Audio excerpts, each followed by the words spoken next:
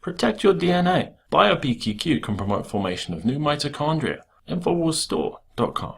Last night, on my orders, America's armed forces began strikes against ISIL targets in Syria.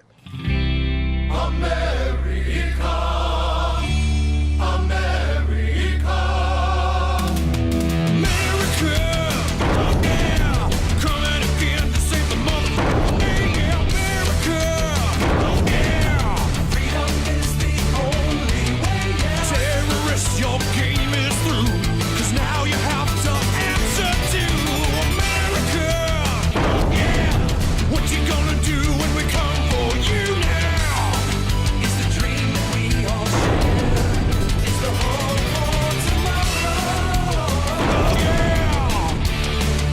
The people we are fighting today, we funded. Waging war on corruption. It's Alex Jones coming to you live from the front lines of the InfoWar. ISIS has grabbed up from the U.S., from the Saudis, from the Qataris, weapons by the truckload.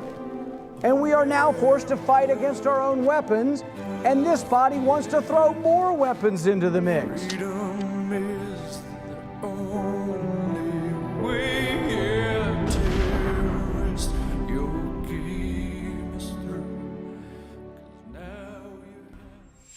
Welcome to the InfoWars Nightly News. I'm your host, Jakari Jackson. It's December 18th, 2014, and that's exactly right. America, yeah, where we let other countries tell us how to make our movies. And not only do we let them tell us how to make our movies like Iron Man 3 or Red Dawn, now if they say, we don't want you to air this movie, we just won't air it. And now we have the article, Paramount cancels Alamo Drafthouse's Team America screening. Reportedly, Paramount Pictures has decided not to let the theater chain show the movie at all. Alamo Drafthouse sent a message telling their customers that the screening would not take place due to circumstances beyond their control. See, what had happened was Seth Rogen and Jane Franco, they made this little movie called The Interview, in which they go in to assassinate Kim Jong-un, and it's my understanding there's some type of orgy scene in it. I wouldn't know because the movie's not supposed to be released. Because that's what happens here in America. We have so much freedom. We let foreign entities show us how to make our movies and also how to promote them or play them at all. You guys recall Iron Man 3 and also Red Dawn. They got censored and remade because the Chinese audience didn't like them as they are. Now Kim Jong-un and his camp supposedly are threatening hack attacks, or I guess already had hack attacks here in the States because of a movie. It doesn't make a whole lot of sense to me. That's like saying the innocence of Muslims caused the Benghazi attacks. I don't buy that one bit. But for more on how this hack attack may not be all that it seems, here's Paul Joseph Watson.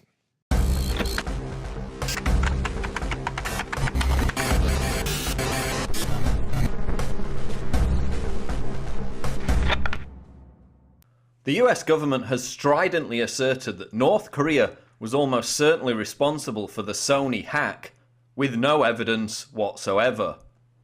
Look at this New York Times headline. US said to find North Korea ordered cyber attack on Sony. American officials have concluded that North Korea was centrally involved in the hacking of Sony Pictures computers. Now, if we actually had a real media in the United States, the headline would be something like, "No evidence backs up US claim that North Korea ordered cyber attack on Sony." But because this is the New York Times, which is basically a press release outlet for the White House, we get a headline like this. And it's actually not until halfway down the article that we read, "It is not clear how the United States determined that Mr. Kim's government had played a central role in the Sony attacks." In other words, there's no evidence whatsoever to back up this claim. As Wired News' Kim Zeta reports, the evidence that North Korea hacked Sony is flimsy. Sony and the FBI have announced that they've found no evidence so far to tie North Korea to the attack.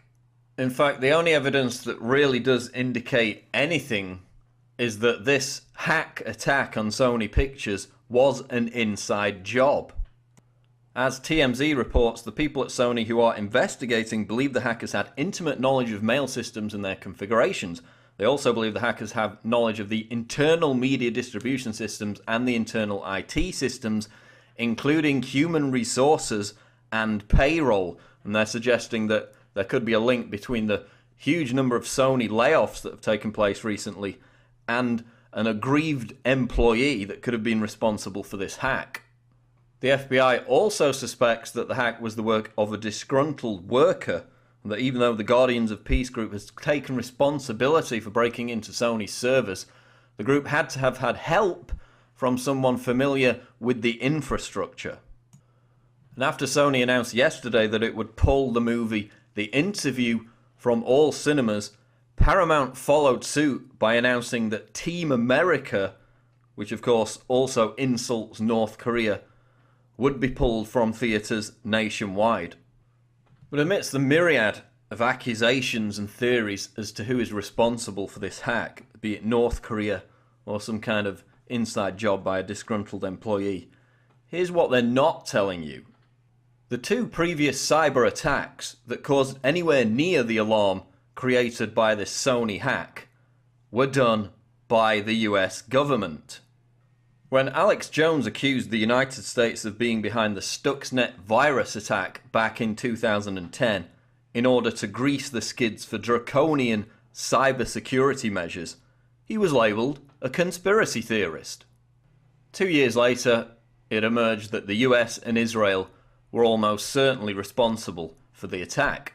And again, we saw the same thing with the Flame virus aimed at targeting Iran's nuclear program. It was a conspiracy theory to blame this on the United States and Israel.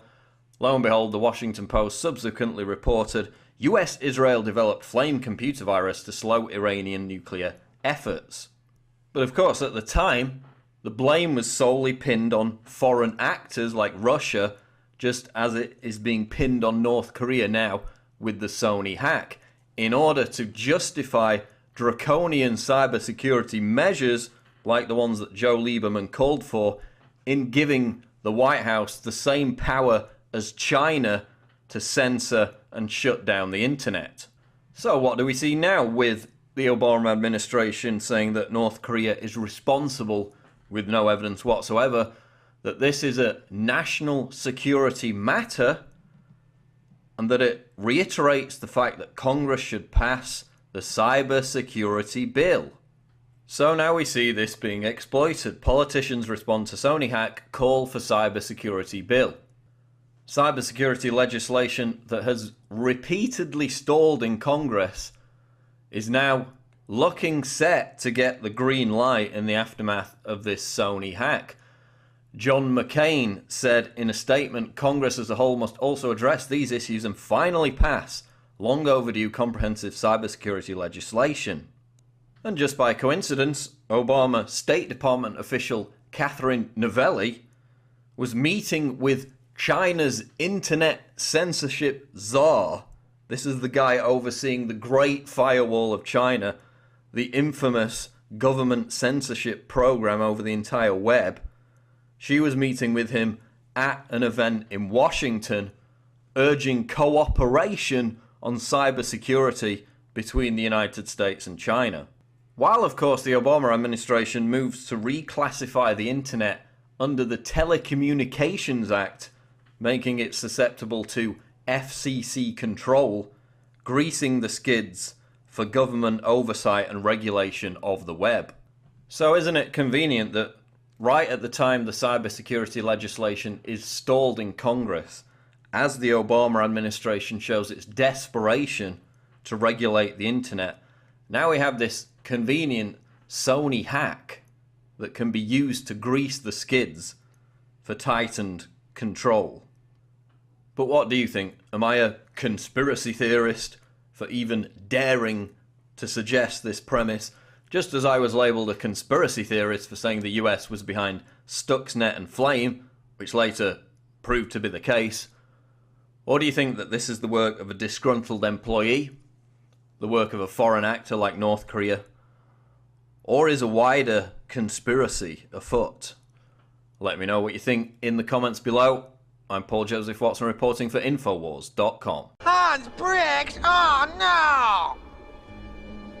Oh, hello. Great to see you again, Hans. 2015 is almost here, and with it comes those New Year's resolutions to finally transform your body the way you want it. There's a reason over 88% of New Year's resolutions fail. Make this year different by equipping yourself with Oxy Powder, the next level in cleansing the body naturally. Using super oxygenation, Oxy Powder, available through InfoWarsLife.com, gently cleanses the body while you sleep with easy capsules. Tens of thousands of individuals have used Oxy Powder to cleanse their bodies and aid in their transformations. Even InfoWars Nightly News Director Rob Dew has been using Oxy Powder with incredible success. Took it that first day, then I took it for 6 more days after that. 12 pounds melted off in about a week. I'd say a week, 7 days. 2015 can be different. Diet and exercise are important, but a lot of us have already tried that. Oxy Powder flushes it out.